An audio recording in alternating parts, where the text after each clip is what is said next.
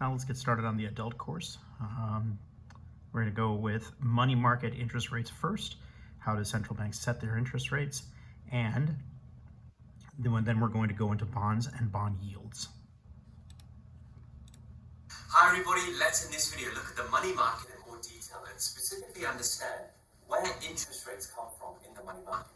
Remember what the money market is. It's where financial assets are bought and sold with IOUs of less than or equal to a year or maturities of a year or less. So for example, government bonds with maturities of a year or less will be bought and sold in the money market. For example, any interbank lending between commercial banks will take place in the money market. For example, any borrowing needs from the central bank by commercial banks to fulfill their liquidity needs will take place in the money market. These are all money market transactions because they're short-term financial assets with IOUs of a year or less. I've drawn a money market here, where on the y-axis we've got the price of money, which is the interest rate, and on the x-axis we have the quantity of money. The demand curve for money is downward sloping to reflect an inverse relationship between the interest rate and the demand for money, and the quantity demanded for money. Why is that? Well, at lower interest rates, it makes more sense to hold cash because interest rates on less liquid financial assets are very low, right? In which case, holding cash is not really going to hold you back at all. There's no real reason to hold less liquid assets. Holding cash is fair enough, increasing the demand for money. Whereas when interest rates are higher, it makes less sense for you to hold cash, liquid forms of money. Why? Because you could be investing your money in an asset, a less liquid asset, which is giving you a much higher rate of return. So higher interest rates, it makes less sense for you to hold money. At lower interest rates, it makes more sense to hold money, explaining the relationship between the interest rate and the demand for money there. Okay, let's unpack that really quickly here. The y-axis is the interest rate of the money market. That is essentially what is the price to borrow or lend the money within the market. The quantity of money is on the x-axis, and it's just that. It's how much money is floating around in the money market. When you have an increased amount of the quantity of money, the innate worth of said money decreases, and so the interest rates will decrease as a result to match that. Or another way of putting it is, if you have a lower interest rate, for example, it makes sense to hold more liquid money or liquid assets in the money market simply because you're not getting a great return on your investment. On the other hand, if the interest rates are increased, then typically you're not going to have a lot of liquid money within the money market. You're going to be investing in things that can bring you that rate of return, that interest rate of return. This is why there's an inverse relationship between the interest rate and the quantity of money. The supply of money curve. And that is this downward slope is the demand, the demand for money, the D sub M. Is vertical because the central bank controls it. 1 second. It's vertical for money there. There. The supply of money curve is vertical because the central bank controls it. It's fixed by the central bank at one quantity value. We know that the central banks control the money supply, which is why we draw a vertical independent of the interest rate. Where the supply of money curve intersects the demand for money curve, we get the equilibrium interest rate in the money market. So where the supply of money curve 1 hits the demand curve for money, we get an equilibrium interest rate of I1 and an equilibrium quantity of money, which we know is fixed by the central bank at Q1. So how can interest rates change in the money market? Well, the demand for money can shift, I'm sure you're thinking. Yes, that is true, but more dominating than that is changes in the supply of money, which is fixed by the central bank. Okay, let me unpack that. Why do we have these vertical lines? Well, these vertical lines all correspond to a quantity of money within the money market, and that quantity is fixed by the government. You might have quantity 1 by the government at a particular time, you might have quantity 2 at a particular time, or you might have quantity 3 at a particular time. Whatever the government sets in terms of the supply of money is where the vertical line falls. As a result of that, if you know what the demand for money linear relationship or curvilinear relationship is, you can figure out where this line intersects with the current supply of money to figure out what the equilibrium interest rate is going to be in that market. In other words, where will interest rates eventually settle out? Now, very importantly, this curve doesn't shift a whole lot. The demand for money doesn't really shift. It's typically the supply that shifts this way or that way based off of actions that the central bank can take. And we're going to get into that. So this is how the central bank can set the interest rate, by changing the supply of the money one way or the other.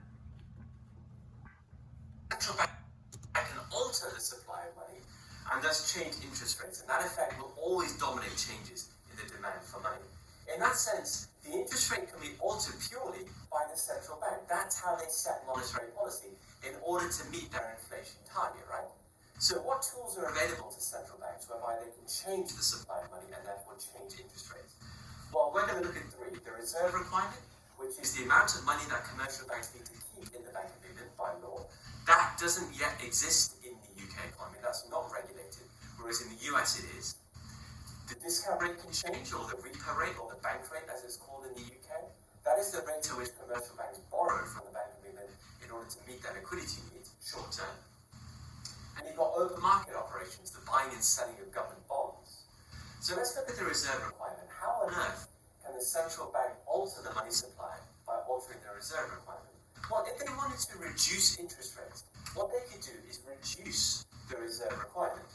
That means that commercial banks don't need to keep as much money in the Bank of England. This is not yet regulated in the UK. This is all theoretical at the moment. In the US, though, there is a requirement of how much money commercial banks must keep in the central bank. But in the UK, in theory, let's say. Okay, so let's unpack that. The reserve requirement is the amount of money from commercial banks that's required by law to be kept within the Federal Reserve. If you reduce the reserve requirement, you are in essence going to increase you are going to reduce the amount of money that commercial banks must keep at the Fed and increase the amount that you're putting into the actual real economy. As a result of that, you are going to increase the money supply, and by doing that, you're going to reduce the interest rate. So basically what they're saying here is if you reduce the reserve requirement, commercial banks are no longer required to set that money aside and can put it into the real economy. The quantity of money increases, thereby shifting to one of the other vertical curves more towards the right. And as you can see here, that corresponds to a lower interest rate.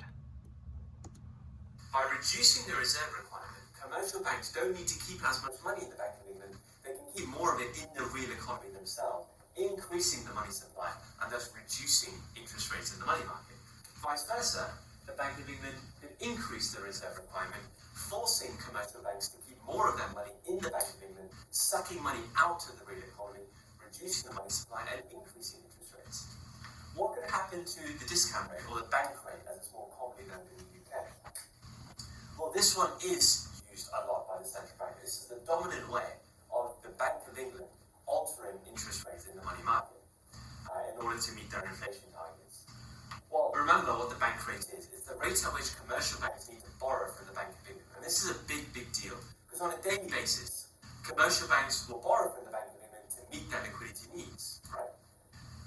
If they don't do that, they can borrow from each other. They can borrow in the interbank market. But borrowing from the Bank of England is a big source of short-term finance if banks need it for liquidity purposes. So if the Bank of England decided to reduce the bank rate, the repo rate, or the discount rate, it means that borrowing from the Bank of England is cheaper, which means there is less money being sucked out of the economy, which is increasing the money supply and thus reducing interest rates. Okay, let's go over that again. The discount rate is the rate at which commercial banks borrow from the Fed, in our system, to meet their liquidity needs. In other words, how easy is it to borrow from the Fed? If the Feds decrease the bank rate, they are essentially making it easier to borrow from them. And so as a result, commercial banks are more likely to do it, increasing the amount of liquid capital they have to put into the money supply. As a result of that, the quantity of money increases. And therefore, you have moved rightwards on the demand curve, and the intersection point is going to be a lower interest rate. So therefore, decreasing the bank rate, making it easier for the banks to borrow, generally tends to lower interest rates. Whereas if that bank rate increase, more money is being sucked out of the economy than before, which is reducing the money supply and increasing interest rates as a result of that. So changes in the bank rate is a big way in which interest rates can change in the money market, and that is the dominant way that the Bank of England will alter the money supply and set interest rates in the money market. Now, the central bank can also engage in open market operations. This is the dominant way of changing interest rates in the US. The Federal Reserve will engage in the buying and selling of bonds in order to change the money supply and change the interest rate. So, if the central bank wanted to reduce interest rates, they would need to increase the money supply. And the way that we do that is to buy bonds.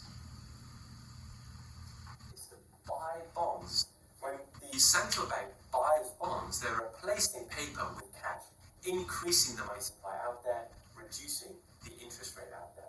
Whereas if the central bank is selling loads of bonds, then let's say commercial banks who are sitting on loads of cash and are replacing that cash with paper, that is taking money out of the money market, out of the economy, thus reducing the supply of the money can and increasing interest rates.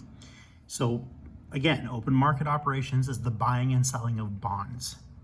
If a central bank buys bonds, they are essentially saying, we will buy up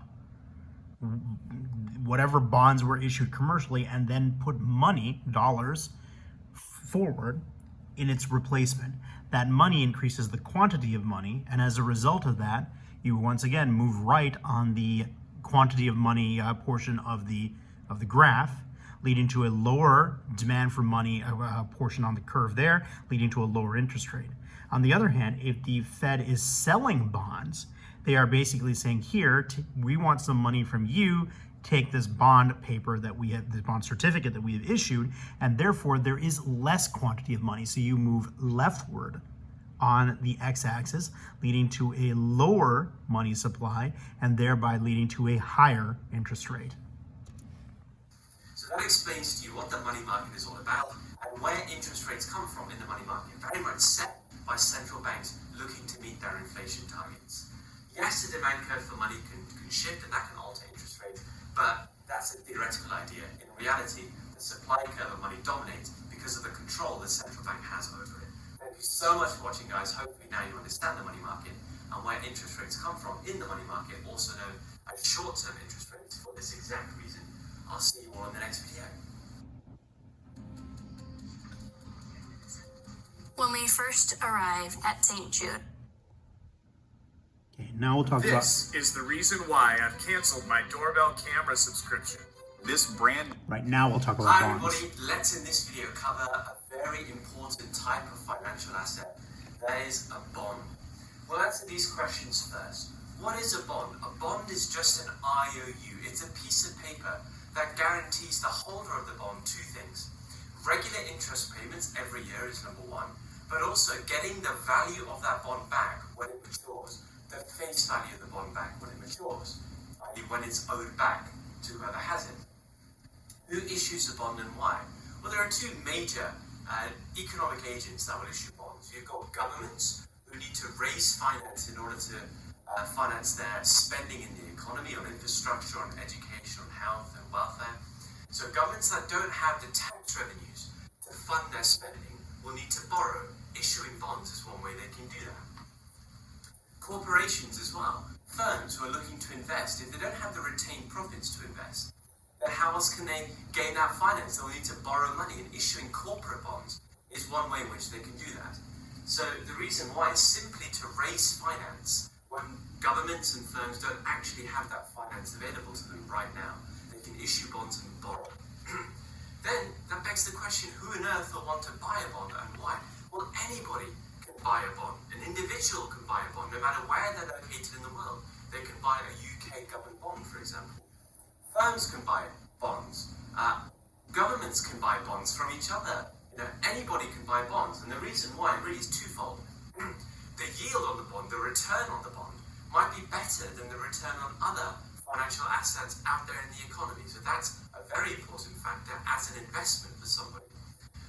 But also because it's safe. Take a government bond, for example. Governments are very unlikely to go bankrupt. Yes, there are one or two examples that we can think of, but it's rare for the UK government, for example, to go completely bust and therefore not pay back whatever bonds that they've issued, right? Very rare. And think about most other financial assets. To give you that kind of security is unheard of. So that's, again, why some people might want to buy government bonds, for example, as a safe haven for their money, guaranteeing a certain rate of return, which might be a very lucrative rate of return. Let's go straight to what a bond looks like. What I've drawn here is a UK government bond, and there are 4 things that will be on this piece of paper, on this IOU. You've got the name, and in the UK, the individual name of a government bond is a treasury, but the collective name for government bonds in the UK, gilts. You've got the coupon. The coupon rate is the interest rate that is paid based on the nominal value of the bond annually, but this coupon rate is fixed over the duration of the bond. That's really important. That interest rate is fixed interest rate, and it's based off of the nominal value, the starting value of that bond. Meaning that we are not talking about compound interest like the stuff that we talked about with Dr. Derek when we were calculating annuities. While this is interest rate that is paid out yearly over a fixed duration, as an annuity might be, since it's a simple interest and not compound interest, it's different than what we were calculating in the prior lessons. Coupon rate will not change. So we've put here 5. So that is £5 every year that is going to be paid to whoever holds this bond. So it is actually a percentage rate, but it's a percentage of the nominal value. If the nominal value is 100, and that's £5 worth of interest paid every year for the duration of the bond. That is fixed. You've got the maturity, and that will be a year. That's basically when the bond expires. That's when the government has to pay back this bond. Crucially, when the government pays back the bond, they pay back the nominal value of the bond. So upon maturity, the holder of the bond gets the nominal value back. I've said 2022. That's really important too, because the value of a bond can fluctuate over time. And so you may not have so then that's actually the market price. So for example, you may end up buying this bond for more than the nominal value. But when maturity comes back and this bond is paid back, you will only get back the nominal value. In an ideal world, it would be better to buy the bond when it is worth less than the nominal value. This doesn't happen very often, though. That's assuming that this bond is a 5-year government bond. I'm making this video in 2017. So 2022 is 5 years down the road. That means that this bond is a 5-year government bond. These government bonds can range in maturity. You can have 1-year government bonds, 3-year government bonds, 5-year government bonds, 10-year government bonds, 20, 30, 40-year government bonds, all kinds of different durations. And then you've got the market price of the bond. Remember, if we look at capital markets, you've got primary issue markets and you've got secondary markets. Bonds can be bought and sold, and if they're bought and sold, they'll be bought and sold in the secondary issue markets, at which point the market price of the bond is important. And the market price is simply determined by demand and supply for that bond. When you buy this bond fresh, you buy it at the nominal value, but then if you wanted to sell it, you would sell it in secondary capital markets, and you would sell it for whatever the market price is, and that is determined by demand and supply. Okay. We talked about that a long time ago, that the market price is set not necessarily by what the good or service is worth, i.e. the nominal value, but rather what the market thinks it's worth at the time. This nominal value is really important, and it's important that we differentiate now between the nominal value and the market value. You might think, well, this is really confusing. Why is there one price here and another price there? Well, very, very simple understanding is this. When you go and buy a bag of carrots in the supermarket, you know you want to buy 1 kilogram of carrots. But if you go to Asda, you might be being charged a certain price. If you go to Tesco, you might be being charged a different price. But you know that what you're getting, regardless of the price that you're paying, is 1 kilogram bag of carrots. Well, that's exactly what the nominal value is telling us. The nominal value is just telling us what this bond is and what the end worth of this bond is. So if you hold this bond, you have got a piece of paper that is worth £100. That's the nominal value of it. Okay, what you buy it up for might be different, right? The market price might be different to that. But what you're getting is a bond that has a nominal value of £100. That's going to give you £100 back when that bond is mature. Again, that means it's better to buy these bonds when they are worth less than the nominal value in an ideal world.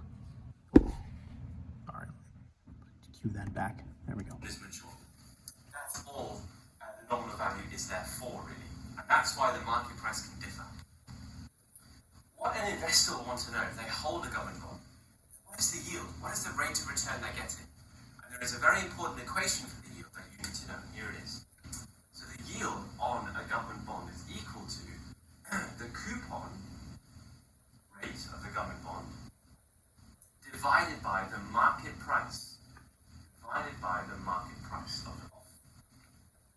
Now, of course, upon primary issue, the yield on this government bond is going to be 5, okay, because you pay the nominal value of it, absolutely fine. But we're assuming that somebody's buying this second hand then, and they're paying £115. They would need to go to the yield, the coupon divided by the market price, multiply that by 100, and that will give you a percentage rate of return. So let's do it for this government bond here. If somebody buys this bond up, they'll have to buy it at the market price, which is 115. Right, so 115 with a coupon rate of 5. So let's put those two numbers into our equation. So 5 is the coupon rate, the market price is 115. Times that by 100, and you'll get a percentage rate of return of 4.35% to 2 decimal places. So that basically is the interest rate on this bond. It is the rate of return on this bond.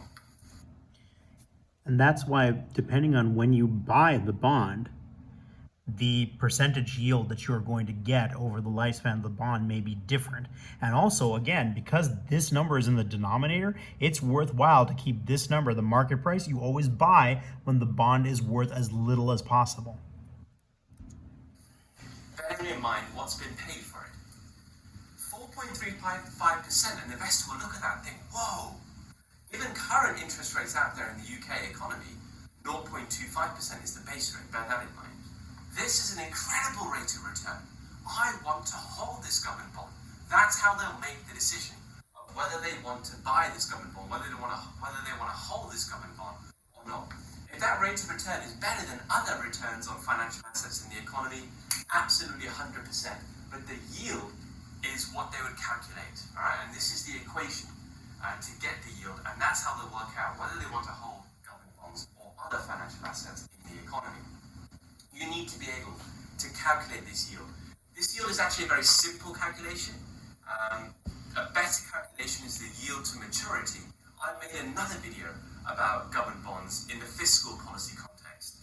In that video, I actually calculate the yield to maturity, which is a more realistic yield calculation to work out the real rate of return on a government bond. But for the sake of your exams right now, you don't need to know that calculation. You just need to know the very basic yield calculation. If you want more detail, go and watch that video to get it. Okay, having understood this yield calculation, what we can also work out is the relationship between the market price of a bond and the yield of a government bond. And the relationship is very, very simple. It's inverse. So when the price of a government bond goes up, the yield on that bond is going to go down. Let's understand why. If the price of a government bond goes up, the coupon rate is fixed, right, over the duration of the bond. So you're dividing a fixed number by an ever-increasing number, and that's going to give you a smaller number. That's going to give you a smaller yield. Whereas, if the price of a government bond goes down, the yield is going to increase. You're dividing a fixed number by an ever-decreasing number, and that's going to give you a higher number at the end, which is your yield. What's important to know now is actually what happens to prices of government bonds and yields of government bonds if the interest rate on them is higher or lower than market interest rates out there. Well, governments will look to set coupon rates to equalize yields or to equalize rates of return on other financial assets in the economy. So right now, if generally, let's say, that financial assets are paying a return of 1%, then governments will look for new issue bonds to set coupons of 1. Unless they're really desperate to borrow. If they're really desperate to borrow, they'll increase that. Okay? But as a very simple example, they'll want to equalize the coupon rate with other market rates out there in the economy. But let's say that over time, the coupon rate is actually very lucrative and it gives yields which are significantly high, like this one right now. 4.35% is so much higher than what you can get at the moment in the UK economy. So investors looking at that, or just ordinary individuals who are sitting on cash, will look at the yield on this bond and think, hey, I want this. I want this right now. This is incredible. That will increase the demand for these government bonds significantly. What will that do to the market price? It will increase it massively, right? And depress yields. And that will keep happening until the yield on these government bonds will reflect market interest rates out there. Simple demand supply will get yields to equalize. What if the yield was really, really low? Lower than other market rates out there. Well, demand for them would decrease, that will reduce the price of them, and yields will increase to equalize other market interest rates out there. So this is exactly what you need for government bonds. Lots of detail here for you. I don't see this kind of detail coming up in your exam. But knowing all of this, making you really, really confident with all of this, is the exact point of this video. Hopefully now you understand bonds in real detail, you can calculate yields, you can smash it when it comes to your exam. Thank you so much for watching, guys. I'll see you all in the next video. Eliminate distractions in your photos using